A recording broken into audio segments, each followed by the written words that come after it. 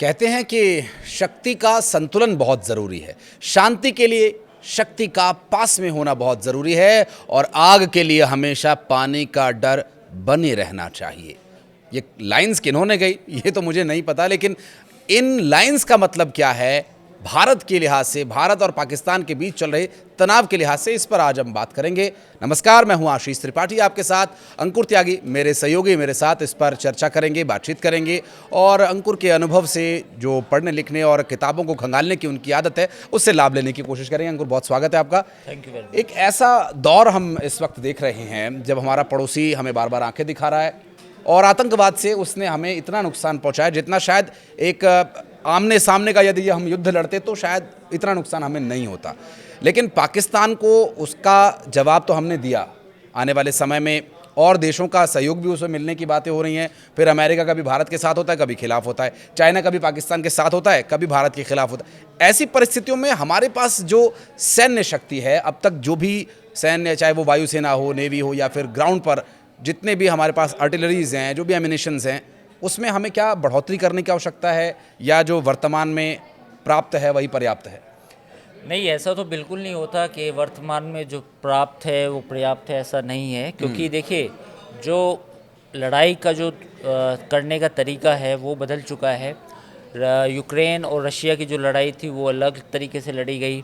फिर हमास और इजराइल के बीच में जो कॉन्फ्लिक्ट हुआ वो एक अलग तरीके से था। और अब जो इंडिया और पाकिस्तान के बीच में जो 3 दिनों का एस्केलेशन था, इट वाज आल्सो डिफरेंट। वो भी बिल्कुल अलग तरीके से लड़ा गया। तो जो मॉडर्न वॉरफेयर होते हैं, जो नई लड़ाइयाँ होती है, वो इतनी आसान नहीं होती कि वो पुराने तरीके से लड़ी जाएगी।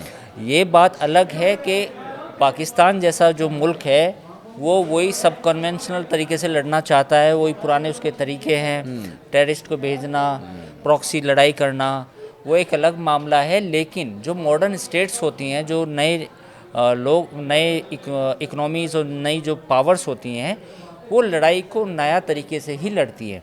तो जो आपने सवाल पूछा कि अब नेक्स्ट क्या, सो नाउ नेक्स्ट इज़ के जो भी नई लड़ाई लड़ी जाएंगी आने वाले समय में वो अलग होंगी। तो जो 3 दिन की लड़ाई, एक या एस्केलेशन या टेंशन जो भी कहें आप उसको, जो पाकिस्तान के साथ हुई, तो जो नेक्स्ट होगी कभी जब भी होगी, और इस बात की संभावना इसलिए भी है क्योंकि पाकिस्तान अपनी हरकतों से बाज आने वाला नहीं है। स्वाभाविक। उस मुल्क की जो आइडियोलॉजी है वो एक थियोक्रेटिकल स्टेट है, तो वो वहाँ इस बात की आशंका हमेशा बनी और रहेगी खास करके भारत को लेकर कि इंडिया के खिलाफ जब तक वो नहीं लड़ेगी तो वहाँ पे आर्मी का रिलेवेंस नहीं रहेगा ना। तो वो तो लड़ते रहेंगे। तो जब भी वो लड़ाई होगी अब नई, तो वो एक डिफरेंट लेवल पे होगी। तो आगे मैं आपको बताऊंगा कि आगे अब डिफेंस की हम कैसे और तरीके से अपने आप को मजबूत करेंगे, वो क्या क्या वेपन सिस्टम है जो मुझे लगता है कि इंडियन आर्मी को के पास ज़्यादा होने चाहिए भी, और कुछ एक्वायर करेंगी भी जी जी। लेकिन ये अंकुर, चूंकि हम देख रहे हैं कि हमने एक S-400 खरीदा। उस S-400 ने जो इन 2-3 दिनों का जिसका आपने जिक्र किया उसमें बहुत मदद हमारी हुई। अब फिर हम एक तरफ रफाल ला रहे हैं, फिर हम अब जो भी हम हथियार लेते हैं, अब हम कोशिश करते हैं कि उसकी बनाने की जो विधि है वो भी हम ले सकें। तो क्या अब आगे जो हथियारों की डील होगी वो इसी पैमाने पर होगी कि जो भी हथियार हम खरीदें उसको बनाने की छूट हमें मिले, उसको बनाने की परमिशन हमें मिले? और वो कौन से हथियार हो सकते हैं, किस स्तर पर? क्या वो वायु के क्षेत्र में या नेवी के क्षेत्र में या फिर ग्राउंड पर लड़ने वाली लड़ाइयों के क्षेत्र में होगा? देखिए, जो S-400 की बात है, मुझे लगता है कि S-400 के बाद S-500 भी है। तो अभी इसकी टोटल 5 स्क्वाड्रन हमने ली थी, जिसमें से 2 स्क्वाड्रन जो हैं अभी वेट हैं, 3 स्क्वाड्रन डिप्लॉयड है। तो अब सबसे बड़ा सवाल हमारे लिए ये होगा कि क्या हम इसको, जो हमारा आकाश तीर है या आकाश तीर है, तो क्या उसको उस लेवल पे लेके चले जाए कि हमें S-400 को बाहर से ख़रीदना ना पड़े। तो मुझे लगता है एक तो इस पे हम काम करने की ज़रूरत है, और DRDO ऑफ कोर्स कर भी रहा होगा कि अब हमारा जो एयर डिफेंस सिस्टम है वो नेक्स्ट लेवल का होना चाहिए। तो एक तो ये है पॉइंट। दूसरा ये है कि जो हमारी डिपेंडेंसी वेस्ट पे रही है, क्योंकि पहले तो रशियन वेपन थे, फिर कुछ अमेरिकन हमने इंक्लूड करे जी। फिर अब फ्रांस भी है। तो अगर हम मोटे तौर पे देखें तो फ्रांस, रूस और अमेरिका, ये 3 बड़े कंट्रीज़ हैं जहाँ से हम वेपन खरीदते हैं। तो रशिया फ्रांस के साथ हमने राफेल एम खरीदा है अपनी नौसेना के लिए, मरीन्स के लिए। तो मुझे लगता है कि एक तो जो 26 जो फाइटर्स प्लेन्स हैं नेवी के लिए, उसकी डील साइन हुई है। और वो उसी दौरान हुई थी जब हमारी लड़ाई हो रही थी, मतलब जब हाँ, टेंशन थी in between, yes, in between. तो वो करीब 68,000 करोड़ रुपीस की है। तो एक तो वो कहीं ना कहीं नेवी की कैपेबिलिटीज़ में बूस्ट करेगा, और जो रफ़ाल एम होंगे वो विक्रांत पे लैंड कर सकेंगे, वहाँ से कोई भी ऑपरेशन कर सकेंगे। तो एक तो वहाँ पे है। दूसरा, एयर डिफेंस में जो आकाश एनजी है और आकाश तीर है, इनको और इसमें अपग्रेडेशन हो रहा है। तो आने वाले वक्त में 1-1.5 साल में आप देखेंगे कि जो हमारा एयर डिफेंस सिस्टम है उसके लेवल पे कहीं ना कहीं हमें बूस्ट मिलेगा। अच्छा, अब बात करते हैं कि जो अभी डीआरडीओ ने लेज़र 30 किलोवाट का एक लेज़र सिस्टम डेवलप किया था, जिसका टेस्ट किया था। तो उसके मोर्चे पे भी हमें उम्मीद है कि कुछ और उसका ऑपरेशनल होने की उम्मीद है, क्योंकि अभी तो टेस्टिंग फेज़ में था। तो 6 से 1 साल के महीने, 6 से 1 साल के दिन में टाइम फ्रेम में मुझे लगता है कि आर्मी को ये लेज़र सिस्टम मिल सकते हैं, जिससे वो लेज़र के ज़रिए जो दुश्मन के जो सिस्टम है, जो दुश्मन के वेपन है, उनको नष्ट कर सके। तो एक बड़ी अचीवमेंट होगी, क्योंकि अभी तक जो बड़े कंट्रीज़ हैं, जिसमें रशिया है, अमेरिका है, चाइना है, उन्हीं के पास ये टेक्नोलॉजी है। तीसरा, कुछ नए मिसाइल सिस्टम इंट्रोड्यूस हो रहे हैं, जैसे कि नाग, जो ऑलरेडी एक एंटी टैंक मिसाइल थी, उसको और आगे डेवलप करके, मतलब उसका एक अपग्रेड वर्जन जो है आर्मी को मिलेगा। दूसरा, जो इगला एस मिसाइल थी, जो अभी उसकी भी जो हमारी पाकिस्तान से लड़ाई हो रही थी, उसी दौरान उसको परचेज़ किया गया था। तो उसको भी इंडिजिनियस उसमें कुछ कंपोनेंट फिट करके उसको भी आर्मी को दिया जाएगा। साथ ही LCA, लाइट कॉम्बैक्ट एयरक्राफ्ट, जो तेजस बना रहा है, उसका MK-1A, उसके 12 जो फाइटर प्लेन्स हैं वो इस साल यानी कि 2025 में इंडियन एयरफोर्स को मिलेंगे। और अगर हम 2026 की बात करें तो 2026 से वो करीब 24 जेट पर ईयर डिलीवरी है। अब इसका MK-1A का एक नया अपग्रेडेड वर्जन है, हालांकि उसमें टाइम है, वो 2030 से मिलना शुरू होगा। लेकिन इसमें सबसे बड़ी प्रॉब्लम ये है MK तेजस में कि जो इसके इंजन है वो अमेरिका से आते हैं। बाकी कंपोनेंट कुछ रशियन हैं, कुछ इंडियन हैं, कुछ इजरायली रडार सिस्टम है, तो कुछ इंडिजिनियस भी है। बट प्रॉब्लम ये है कि जो LCA है उसके इंजन्स को लेके इशू था, क्योंकि GE के साथ जो हमने करार किया था उसमें डिले हुआ था। बट नाउ होपफुली इस साल वो इंजन की सप्लाई शुरू हो चुकी है, और करीब 12 LCA ये जो फाइटर प्लेन्स हैं वो हमारी इंडियन एयरफोर्स को मिल जाएंगे। जी, स्वाभाविक रूप से। और चूंकि पाकिस्तान के साथ हम तीनों ही स्तर पर, चाहे वो पहाड़ी जंगली एरिया में हो, मैदान में हो, या फिर समुद्र में हो, सभी सीमाएं हम साझा करते हैं। और तीनों ही स्तर पर भारतीय सेना की तीनों ही विंग्स, चाहे वो वायुसेना हो, थल सेना हो या फिर जल सेना, सभी की आवश्यकता समान रूप से पड़ने वाली है। और जैसा कि अंकुर ने बताया कि ये जो अभी नई डील्स हो रही हैं, या जो नए इक्विपमेंट्स भारतीय सेना के लिए आने वाले समय में, ये एक बड़ी और महत्वपूर्ण शक्ति साबित होंगे। लेकिन जियोपॉलिटिकली क्या चल रहा है उस पर भी हम बात करेंगे।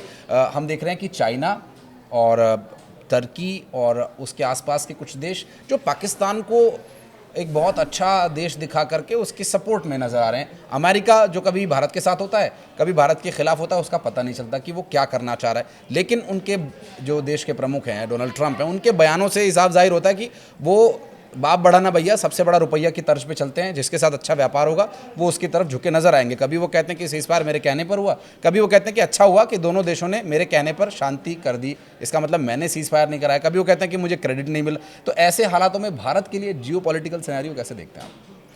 देखिए, इसमें काफ़ी लोगों ने मीडिया में डिस्कशन किया कि वो क्या बात है कि अमेरिका ने उस तरह से सपोर्ट नहीं है खुल के, जबकि सबसे बड़ा ट्रेड पार्टनर है, और डिपेंडेंसी भी है कुछ चीज़ों में, जैसे फार्मा में है, हमारी भी कुछ डिपेंडेंसी है उनके पास। तो और बड़ी इकोनॉमी, और चाइना को भी कंटेन करना था, फिर भी क्यों सपोर्ट किया। देखिए, एक चीज़ समझिए आप, मतलब ये हम सब के लिए, देशवासियों के लिए भी समझना है कि जब अपने पैर पे आप खड़ा होना चाहते हैं तो कितने लोग हैं जो खुश होंगे, मतलब जो माँ बाप। माँ बाप के अलावा कोई नहीं होता। तो वही बात है कि जब इंडिया ने अपनी पावर असर्ट करना शुरू किया है अब, तो अब कौन देश आपको मानेगा कि भाई आप ये समझिए कि economically you are now power. भाई पांचवी बड़ी इकोनॉमी है और तीसरी इकोनॉमी जब आप बनेंगे तो तब भी आप पूरी दुनिया में माने जाएंगे कि थर्ड लार्जेस्ट इकोनॉमी है। दूसरा, आप पे अटैक होता है, टेररिस्ट अटैक होता है, और आप एक जो आपका प्रॉक्सी, जो एक आपका हॉस्टाइल कंट्री है पाकिस्तान, आप वहाँ पर प्लेन में जाकर डायरेक्ट हिट करते हैं। वो काम पहले कौन करता था? वो पहले काम करता था अमेरिका। जब बिन लादेन ने ट्विन टावर पर अटैक करवाया तो उसके बाद अमेरिका की जो फोर्सेस थी वो इराक में उन्होंने डायरेक्ट बॉम्बिंग की, अफ़गानिस्तान में की, है ना। तो वो बड़े बड़े देश जो होते हैं, बड़े बड़े मुल्क जो होते हैं, वो ऐसा करते हैं। और सद्दाम हुसैन वाले समय में भी ये सब हुआ था। हाँ, तो अभी आप भी वही काम कर रहे हैं। As a Indian we should proud कि आप पे किसी ने अटैक किया, आपने उसके घर में जाके अटैक किया, है ना। तो जब आप ये सब करते हैं तो आपको पूरी दुनिया देखती है। आप बड़े बड़े अखबारों की हेडलाइन बनते हैं, आप जो है बड़े बड़े बोर्ड रूम की चर्चा बनते हैं कि यार इंडिया ये कर रहा है। तो आज पूरी दुनिया में इंडिया को सब जानते हैं। पहले तो एज ए सॉफ्ट पावर जानते थे कि ठीक है, बॉलीवुड है, कुछ सीधे लोग हैं, है ना। Snake charmers country. स्नेक्स हैं, हाँ, सांप के आगे बीन बजाने वाले लोग हैं, हाँ। है ना। पहले तो यही सब था ना, जी, ये जी, सब जी, सुनते थे। बिल्कुल। आज आपको क्या लगता है कि वैक्सीन बनाते हैं? आज आपको लगता है कि भाई अटैक भी कर देते हैं, सैटेलाइट लॉन्च कर रहे हैं। सैटेलाइट लॉन्च कर रहे हैं, अब गगनयान भी लॉन्च होगा। तो जब आप ये सब करते हैं तो आपको सपोर्ट कभी वो मिलता है, कभी नहीं मिलता है। तो आपको फिर अपने ऊपर ही काम करना है। अपने जो लोग हैं, अपने जो यूथ हैं, उनको आगे लेके जाना है। अपनी जो इकोनॉमी है उस पर नया इन्वेस्टमेंट करना है। अपने जो रिसर्च एंड डेवलपमेंट है उस पर इन्वेस्ट करना है। तो as a Indian we have to, ये प्रॉब्लम्स आएंगी, कुछ लोग आपको पसंद भी नहीं करेंगे। जैसे तुर्की की बात करें, तुर्की ने कल फिर एक बयान दिया कश्मीर को लेके कि ये करेंगे, हम बातचीत में मध्यस्थता करना चाहते हैं, कश्मीर पे बात हो। तुर्की कौन है ना, तो कौन में खाम खा। तो कौन में खाम खा, क्या मतलब है आपका? आप अपनी इकोनॉमी को देखिए, और आप जो ये जो ओटोमन एम्पायर का सपना देख रहे हैं कि फिर से जो है पूरी दुनिया में टर्की का नाम होगा जैसे ओटोमन एम्पायर का था, वो आप सपने देखते रहिए, उससे हमें कोई मतलब नहीं है। हम जानते हैं as an Indian, as a India, कि हमें कैसे करना है। तो इसका जवाब ये है, जो आपने सवाल पूछा कि दुनिया उस तरह से क्यों नहीं देख रही। दुनिया इसलिए नहीं देख रही क्योंकि अब आप अपनी पावर को असर्ट कर रहे हैं। आप दुनिया को अपनी इकोनॉमी भी दिखा रहे हैं, आप अपनी मिलिट्री पावर भी दिखा रहे हैं, आप अपनी जो स्किल है वो भी दुनिया देखती है कि भाई यार स्किल भी है इनके पास। आप अपने जो हथियार हैं आप उनको बनाना शुरू कर रहे हैं। हालांकि वो शुरुआत है, मैं ये नहीं कह रहा हूँ कि हम बहुत बड़ी पावर बन गए, अभी बहुत काम बाकी है। जी, बिल्कुल। तो वो एक दिन वो भी आएगा। मतलब मुझे लगता है कि जो हमारी नई पीढ़ी है वो ज़रूर देखेगी वो दिन, कि जब हम 90% 80% जो अपने हथियार होंगे वो खुद बनाएंगे। क्योंकि अब जब ये पाकिस्तान का वॉर हुई, ये जो 3 दिन की चली, इसके बाद लोगों के मन में सवाल ये भी है कि क्यों ना हम फाइटर जेट के इंजन बनाना शुरू करें। ये हमारे मन में है। तो जो भी वैज्ञानिक हैं, जो भी हमारा कंपनी है डिफेंस की, वो इस बारे में सोच रही हैं कि क्यों हम डिपेंडेंसी फाइटर इंजन्स की भी रहे। हम एक पूरी तरीके से इंडिया में बना फाइटर जेट क्यों नहीं बना सकते। तो वो दिन आएगा। और हमारे पास वो पोटेंशियल है, हमारे पास वो कैपेबिलिटी है, हमारे पास सबसे महत्वपूर्ण त्यागी जी जो अक्सर बात होती है कि सबसे जो बड़ा भारत के पास इस वक्त एसेट है वो यहाँ के लोग हैं। 140 करोड़ लोग हैं। उन लोगों के वो 140 करोड़ लोग नहीं है, 140 करोड़ वो माइंड्स हैं, हैंड्स हैं, और वो स्ट्रेंथ भारत की सबसे बड़ी स्ट्रेंथ है। और जैसा कि आपने अभी कहा कि अभी हम उतनी बड़ी पावर नहीं है, लेकिन उस पावर की ओर अग्रसर हैं, ये दुनिया को पता है, क्योंकि हमारे पास उस ओर हम अग्रसर हो चुके हैं, और अब हम आगे आकर के आगे बढ़ करके जवाब देना जानते हैं, और जवाब हम दे रहे हैं, इसलिए दुनिया में अब हम चर्चा में। लेकिन त्यागी जी एक बात और बहुत ही महत्वपूर्ण वो ये हो जाती है कि जब हम किसी की नज़र में खटकना शुरू हो जाते हैं तो फिर हमारे लिए संघर्ष बढ़ जाता है। और 140 करोड़ शांति पसंद लोग हमेशा संघर्षरत रहेंगे क्या? देखिए, एक बात है कि पीस की बातें बहुत अच्छी होती हैं कि पीस होना चाहिए, बट हिस्ट्री तो हमेशा वायलेंट रही है। तो ये इसके लिए हमें तैयार रहना होगा कि आपके जो ईस्टर्न फ्रंट है और वेस्टर्न फ्रंट है, वहाँ पे कोई आपका दोस्त नहीं बैठा, वहाँ पे कोई ऐसे मुल्क नहीं बैठे जो आपको चाहेंगे कि आप तरक्की करते रहें, पीसफुल कंट्री रहे। आपको अपनी मिलिट्री बनानी होगी, आपको अपनी मिलिट्री में निवेश करना होगा, उसको मॉडर्नाइजेशन करना होगा एक डेटरेंस के तौर पे, कि डेटरेंस बना रहे। आपको ये भी देखना होगा कि अगले 2 साल बाद अगर कोई 1.5 साल बाद कोई लड़ाई होती है तो वो कैसी होगी। आपको ये भी सोचना होगा कि अगर आपकी चीन के साथ लड़ाई हो, खुदा ना खास्ता ऐसी हो, ईश्वर ना करे ऐसा हो जी, पर अगर चीन के साथ भी कोई नया फ्रंट खुलता है तो वो कैसा होगा, तो आपको उसकी भी तैयारी करनी है। तो जो आपने सवाल पूछा कि खटकते क्यों हैं, खटकते इसलिए हैं कि हिस्ट्री हमेशा वॉयलेंट रही है। हमारे दुनिया में 2 जंगें हुई, 2 वर्ल्ड वार हुए, यूक्रेन में अभी वर्ल्ड एक तरह से लड़ाई चल रही है, हमास इजराइल की चल रही है, ईरान अमेरिका की हो सकती है। तो ये तो सिविलाइजेशनल रही है, ये तो वॉर को आप डिनाई नहीं कर सकते। लेकिन मैं ये कहता हूँ कि हमें अपनी मिलिट्री को मॉडर्नाइज करना होगा, निवेश करना होगा, नए जो तरह की लड़ाइयाँ हैं उसके लिए तैयार करना होगा, तो उसकी तैयारी करनी होगी स्वाभाविक रूप से। और हमारे पास अगर शक्ति होगी तो कोई देश जल्दी से हम पर हमला करने के लिए भी बारे में 10 बार सोचेगा। और चूंकि पाकिस्तान जैसे देश के पास अभी जो परिस्थितियां हैं उसको देखते हुए, और एक और हमारा पड़ोसी देश है अफ़गानिस्तान, जिसके बारे में हम बात करेंगे।